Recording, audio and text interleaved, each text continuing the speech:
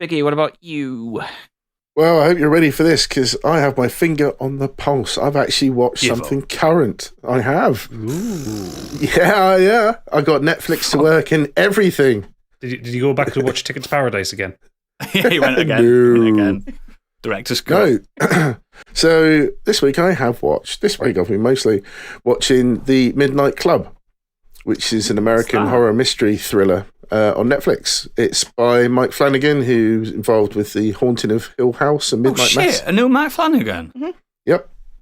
When did this come out? About a week or so ago. Fuck off. And it's an adaptation of the 1994 novel of the same name.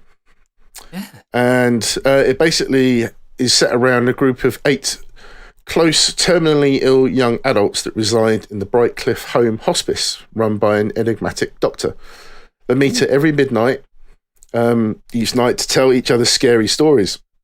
One night they make a pact that the first one to succumb to the disease is responsible for communicating with the others from beyond the grave, basically proving that there's something on the other side. After one of them dies, bizarre occurrences begin. It stars Iman Benson, Adia, Igby Rigney, Ruth Codd, Aya Furakama, Anara Shepherd, William Chris Sumter, and Sarayan Sakota as the patients. Heather Langenkamp, if you remember her from A Nightmare on Elm Street, plays the enigmatic doctor. Zach Guilford, Matt Beadle, and Samantha Sloyan have recurring roles. The first episode of the series broke the Guinness Book of World Record for the most scripted jump scares in a single episode of television, which apparently counted at 21 jump scares. It was all just one jump, though, wasn't it, really? It was really clever. It would not make you jump. If something's constantly jumping out at you, it kind of loses its effect a little bit.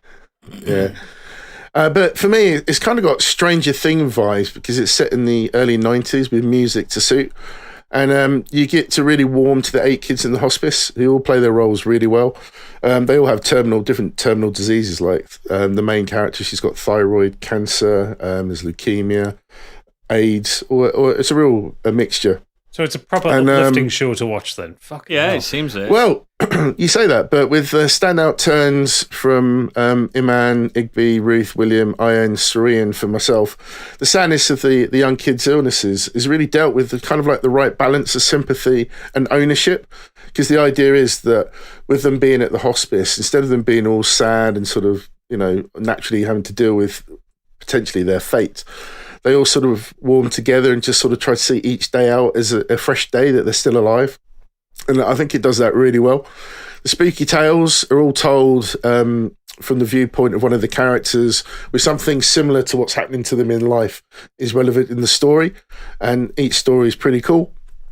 The main character, Lonka, she basically kind of refuses to accept her fate and believes that the former resident was healed at the home, and she's searching basically for a cure for all of them. But I really enjoyed it. I've watched all 10 episodes. I don't know, did you finish it, Candy? Yeah. She finished everything there.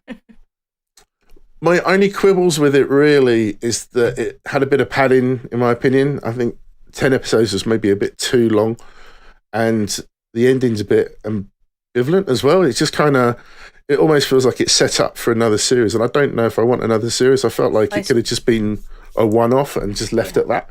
I really struggled with the ending for that exact reason, because there hasn't been another season announced, and the writer came out and said, because it does leave some unanswered questions. He says, well, if we don't make another season, I'll put it on Twitter, and I just have one that works, because like you said, Biggie, I think it works perfectly. And Mike Flanagan's recent shows, they all have been one-season wonders, haven't they? Yeah. They've worked really well. Yeah.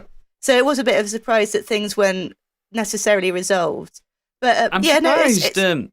Go on, sorry. I was going to say, in terms of, if you've been enjoying the recent Mike Flanagan series, like Haunting on Hill House, Haunting with a hill, it's not quite, I would say it's aimed more towards kind of a tween sort of teenager sort of market. It's not as scary as the most recent ones.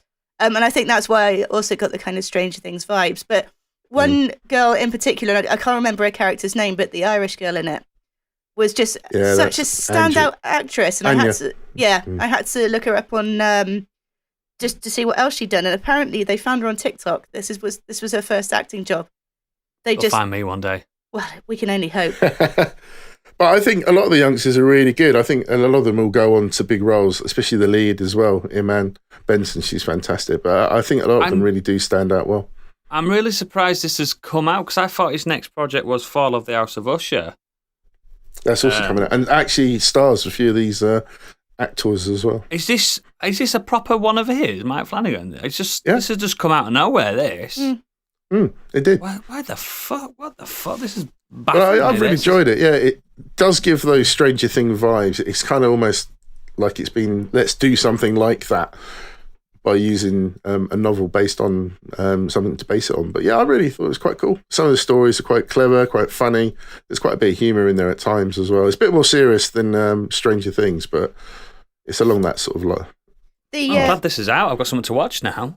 It is worth a watch. The stories actually that they tell, they're all based on the stories of the same author that wrote the main book as well. I think it incorporates. Yeah, I've read the book. Yeah, I think it incorporates like something. He's written 27 books. I think it incorporates something from all of them. I think that's what I read. Like every part of one of the books is put into this series. I read an anthology. I've read an anthology of Midnight Club, and I've read a modern take of Midnight Club as well. So I wonder if it. Why is this just dropped out of thin air? I'm fuming. No, you got someone to watch this week, then. I see, it's a nice present for you. It's a little present. I've earned this. I'm happy you brought that up, mate. Thank you. It's because you've been busy. You haven't noticed new stuff dropping. Yeah, that's probably it, mate.